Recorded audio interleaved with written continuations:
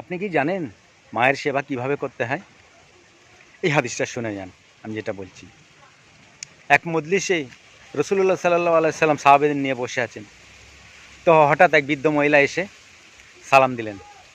রসুল্লাহ সাল্লাহ সাল্লাম তার গায়ের চাদরটা ছুঁড়ে দিলেন, বিছিয়ে দিলেন, এতে বসুন আপনি। সাহাবীরা অবাক। বুড়ি মহিলার সঙ্গে কথোপকথন হয়ে যাওয়ার পরে উড়ে চলে গেল, চাদরটা আবার গায়ে দিলেন। তখন সাহাবীরা বলল, বুঝলাম না হুজুর, একটা অজানা বৃদ্ধ মহিলাকে আপনি আপনার গায়ের চাদর দিয়ে দিলেন, বিছিয়ে দিলেন, তার উপরে বসলো।